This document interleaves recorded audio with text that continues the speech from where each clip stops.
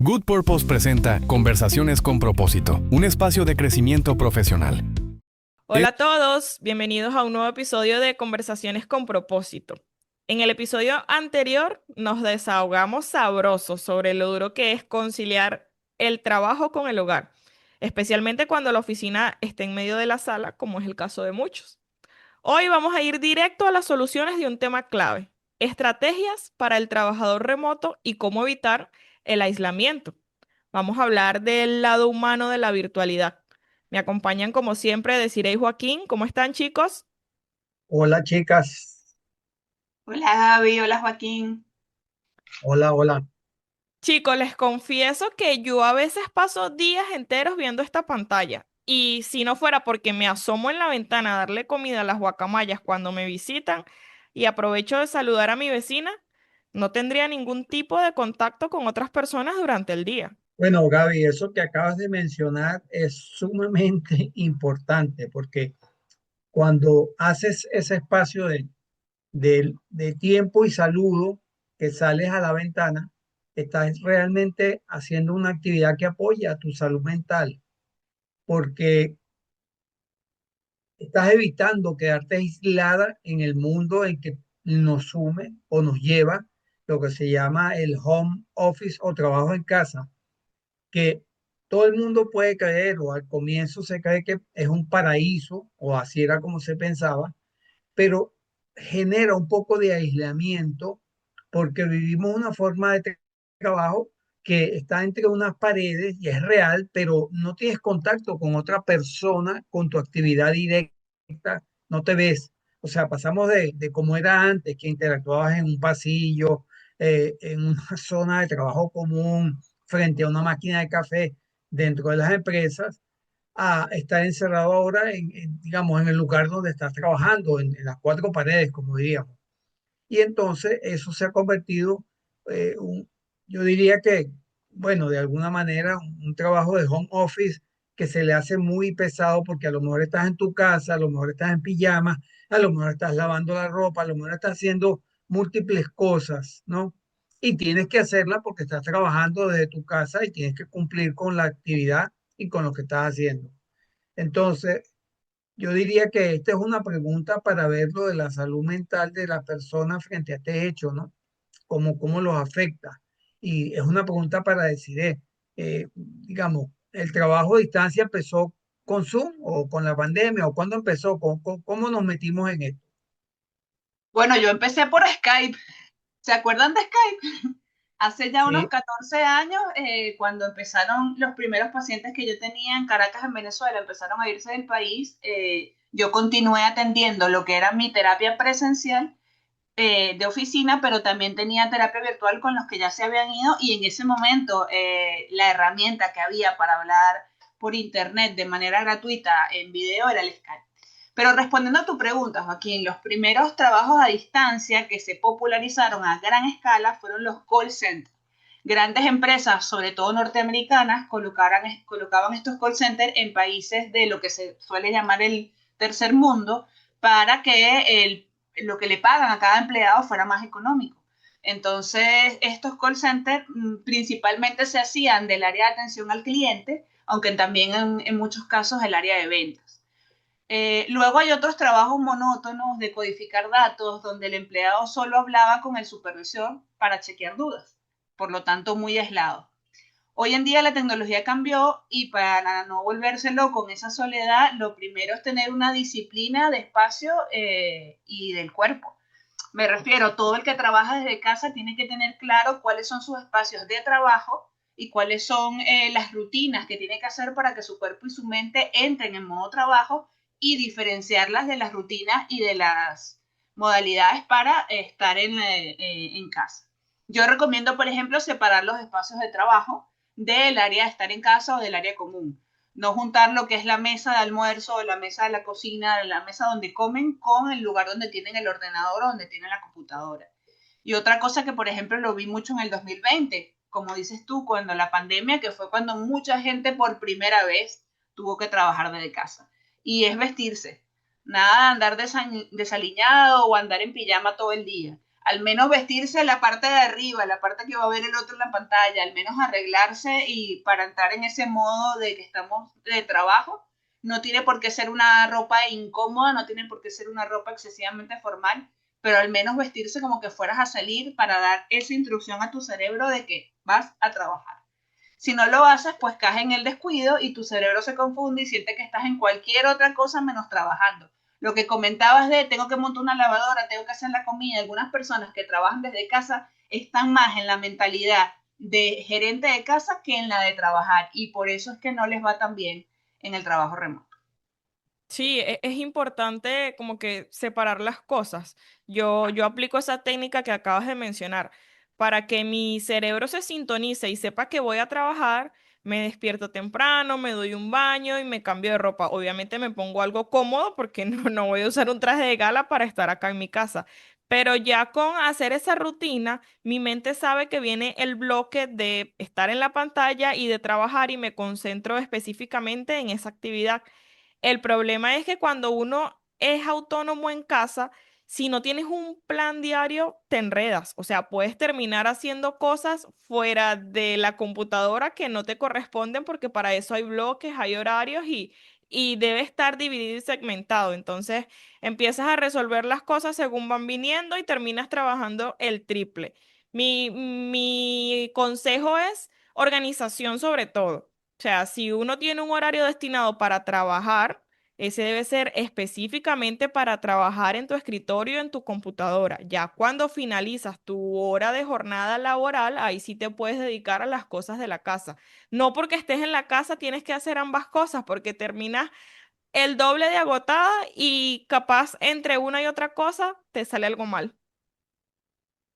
Ciertamente, chica, oyéndola, digamos, en los aspectos que están mencionando, eh, digamos que el trabajador remoto tiene que ser autodidacta o tiene que entrenar, ser entrenado y a la vez sumamente organizado, lo que antes quizás no era tan importante en los trabajos de esa manera porque era presencial, tú de alguna manera aprendías por observación, por entrenamiento que te daban en el lugar, te podías acercar a un compañero, podías ver qué hacía, cómo limpiaba una máquina en un taller, cómo manejaba un sistema y podías ver esas mejoras técnicas con otros compartidos, mientras que ahora lo que ustedes señalan, las personas tienen que ser de alguna manera muy autodidactas y muy organizados, porque están solos y, por ejemplo, si tuvieran un virus en su ordenador o computador, a lo mejor no están entrenados para saber cómo entrar en una plataforma que digamos, que les ayude a buscar la solución o cómo entrar también en una plataforma para enfrentar una problemática que tienen durante la jornada sobre algo. O sea, son situaciones que van cambiando de tal manera en el día que si no tienes un plan en cómo ir abordando tu trabajo, te pueden complicar la vida. Por lo tanto, pienso por lo que oigo de ustedes y por lo que yo también vivo, que es vital tener conocimiento junto a un plan muy bien estructurado en cuanto a la relación con el horario, tal y como lo señalaba, y las actividades en las horas que le vas a dedicar al trabajo desde casa. Por ejemplo, lo que acabas de decir hace un momento, Gaby, establecer bloques de horario, si son bloques de horario de 4 horas, de 2 horas, un descanso y nuevamente otras 2 horas. Es decir, y a esos bloques establecerle prioridad, que es lo que hace primero, no dejar las cosas, digamos, al azar. Y los descansos son importantes.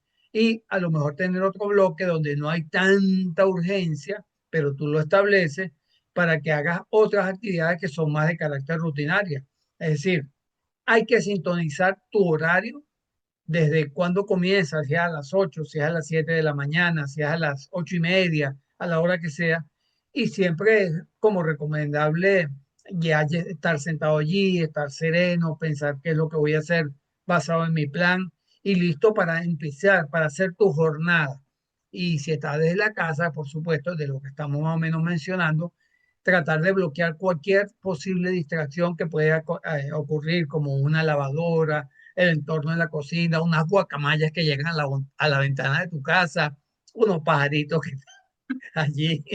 Es decir, hay que minimizar lo que nos pueda distraer.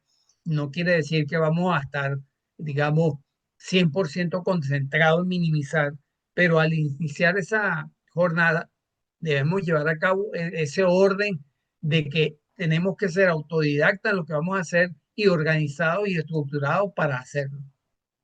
Eso que comentabas es muy importante, Joaquín. Por ejemplo, las personas que ellas mismas son las que regulan cómo van a hacer su trabajo, ¿no? Que no tienen una cosa tan estricta, pueden ellos mismos dividir, por ejemplo, el trabajo en dos bloques. Un bloque de 4 horas donde trabajes lo prioritario y otro bloque de 4 horas para actividades más rutinarias. Si la persona es de las que está más despierta a primeras horas de la mañana, puede hacer a primera hora lo que sea más importante y dejar el otro bloque para lo más rutinario. Si por el contrario eres de las personas que hasta que no llevas el tercer café todavía no estás realmente despierto, pues empiezas con las cosas más rutinarias y dejas el bloque de lo más importante hacia el final de tu jornada. Yo como psicólogo quiero poner énfasis en la importancia de las rutinas. Yo creo que eso es clave porque envías a tu sistema mensajes para que sepas cuál es el momento de trabajo y cuál es el momento de desconectar. Quiero rescatar lo que decías, bueno, sobre eso de los bloques.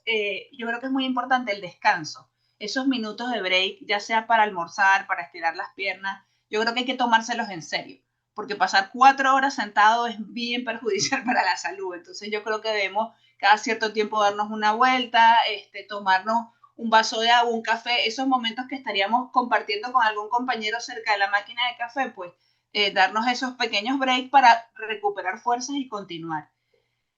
Eh, por ejemplo, es importante desconectar de la pantalla, relajarse y concentrarte en uno mismo, bueno, como decía, para agarrar fuerza, sobre todo en ese bloque grande entre las primeras horas de la mañana y las de la tarde. Además, trabajar en grupo de forma remota suele ser mucho más lento que si fuera presencial, porque ahí se complica el tema de la comunicación. Como la comunicación no es inmediata, las reuniones virtuales se hacen eternas y quitan mucho tiempo y genera un estrés brutal. Esto es de las cosas que más me comentan mis pacientes en terapia cuando tienen que trabajar en remoto, que se les hace súper pesadas las reuniones de trabajo porque es como una oportunidad para todo el mundo que está en remoto de desahogarse. Entonces se sale mucho del tema, se pierden los objetivos y cuando tienen que retomar su trabajo individual están cansados.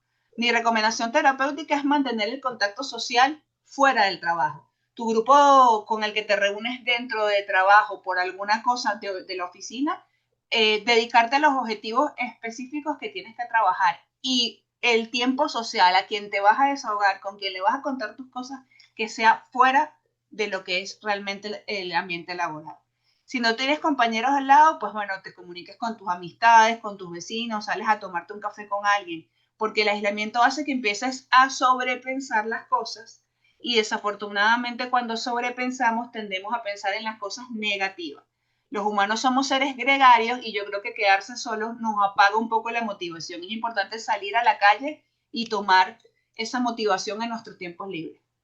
Sí, eso que mencionabas me hizo recordar algo. La semana pasada nosotros tenemos un grupo de trabajo y estábamos agendando una reunión para esta semana.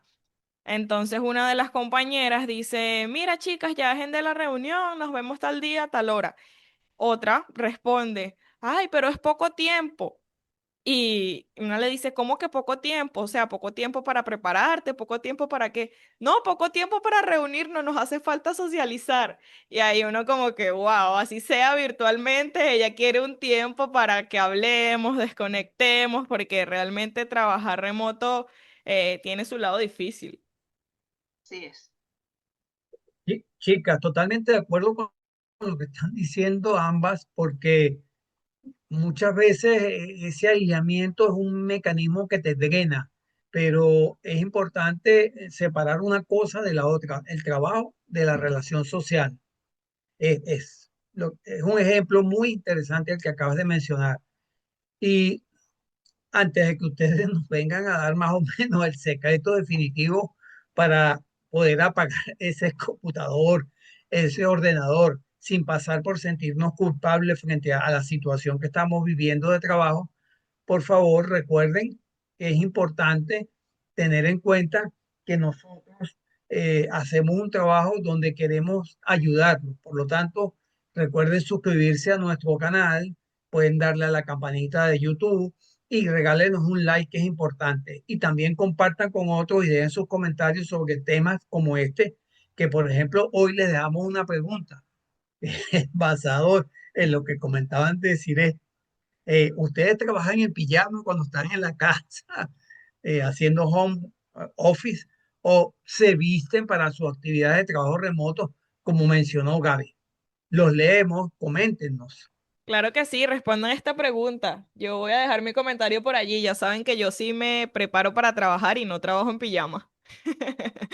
Pues volviendo a otro punto de esto del trabajo remoto, algo que a muchas personas les cuesta muchísimo es el final del día, porque no separamos como que el espacio por estar en casa, el espacio de trabajo versus la rutina diaria. Entonces, como la computadora está allí, la ves constantemente, está prendida, hay muchas personas que no desconectan, le dan las 8, las 9 de la noche y siguen respondiendo correos. Y esto no está bien. O sea, yo aplico mi técnica estricta para desconectar de lo laboral. O sea, cuando se cumple mi horario, cuando son las 5 de la tarde, puede pasar 5:15 o 5:30, cuando mucho. Me despido formalmente de la gente con la que tuve comunicación durante el día, les deseo un feliz descanso, cierro mis correos, cierro Teams, cierro todo y chao. Yo me voy a mi gimnasio o si tengo clases de inglés, voy a mis clases de inglés, pero ya yo desconecté. A menos que sea una urgencia, que me digan que, mira, está pendiente, pero son casos puntuales. O sea, si me ha sucedido una o dos veces, es mucho. Y ahora viene mi parte personal, o sea, ahora viene mi parte de desconectar, ese tiempo para mí, eso que ya mencionamos que es importante. Incluso si tengo que usar la computadora nuevamente para mis cosas personales, lo que hago es tener dos escritorios, el escritorio de trabajo y mi escritorio personal, y así ni siquiera veo lo mismo. No veo si el correo está abierto, si le llegó algo, no, o sea, me cambio el chip, pero completamente. Eso es excelente, Gaby. De hecho, los expertos en salud ocupacional recomiendan ese truco físico para engañar al cerebro. Por ejemplo, si usas la misma computadora, el mismo ordenador para trabajar y para tus cosas personales, puedes tener dos escritorios virtuales o dos cuentas de usuario. Así cuando entres a ver cosas de tu tiempo libre, si tienes tu Netflix en el ordenador, pues no vas a ver las pantallas de la oficina abiertas ni te vas a sentir tentado a resolver algún pendiente, a revisar un correo, adelantar un poquito de lo de mañana, ese tipo de cosas. Incluso cambiarte de ropa al terminar la jornada, así como tú dices que te bañas, te vistes para trabajar, pues cuando terminamos la jornada y nos cambiamos de ropa, nos ponemos ropa para salir, si es que vamos a salir, o nos ponemos la pijama, lo que sea, avisamos a la mente que ya la oficina cerró. Escuchándolas, realmente me viene a la mente que voy a añadir algo, ¿no? El aislamiento se combate manteniéndose actualizado y vinculado con otros, pero también siendo ordenado, disciplinado, estructurado, como han venido señalando, haciendo que las actividades de trabajo remoto sean placenteras, pero a la vez sean organizadas. No nos quedemos rezagados, no nos sintamos que no vamos a poder, busquemos ayuda si es necesario. Podemos participar en charlas interactivas, en seminarios, en la web, en mirar videos ilustrativos, que hoy en día hay tantos, hacer cursos, asistir a eventos realizados online, es decir, decidir ser autodidactas, organizados y disciplinados, porque cuando decidimos traer una actualización técnica a nuestras habilidades, estamos creciendo, estamos fortaleciendo nuestra capacidad de enfrentar las situaciones con el conocimiento que tenemos. O sea, vamos a mantenernos siempre conectados con la comunidad de nuestra profesión o de nuestra actividad porque no estamos quedándonos atrás, no estamos fuera de lo que se está haciendo. Y mi consejo para las organizaciones en general es que cuando tengan sus equipos de personas, que tengan que realmente manejarlos, por decir, a través de plataformas virtuales, es por lo menos organizar un encuentro presencial una vez al mes o algún tipo de periodicidad que no sea abrumadora, para que ese encuentro sea ese motor y ese promotor de compartir conocimientos y experiencias en atender las actividades y las personas que se hacen a través de un trabajo remoto, ya que va a permitir a las personas y también le va a dar a la organización el sentirse y ambas partes reconocerse como parte de un equipo y no simplemente como una simple fila de registros en un archivo de Excel que se está llevando, tratando de tener idea de si realmente se está o no trabajando. Eso es importantísimo, Joaquín, lo que acabas de mencionar. Fíjate que en la empresa donde yo trabajo actualmente organizan una reunión presencial una vez al año. Y teniendo en cuenta que todos estamos en diferentes países, por esto se hace una vez al año, por lo complicado de la logística. Y ese tiempo es genial, o sea, permite la cercanía, la interacción, conocernos más, fortalecer esos vínculos que se construyen virtualmente y esto es súper necesario. A mí me pasa igual. Algunos de mis pacientes están en Madrid, pero la mayoría no. Y cuando vienen por trabajo o vacaciones me visitan y hacemos una sesión presencial. Eso ayuda a mantener el vínculo y tengo una razón extra para salir de casa. Para resumir, yo destaco que la flexibilidad del trabajo remoto es una maravilla, pero solo si tenemos el criterio y la madurez para poner esos límites. 2 escritorios, una rutina fija, vestirse para uno mismo y saber decir hasta mañana son las verdaderas herramientas de la productividad.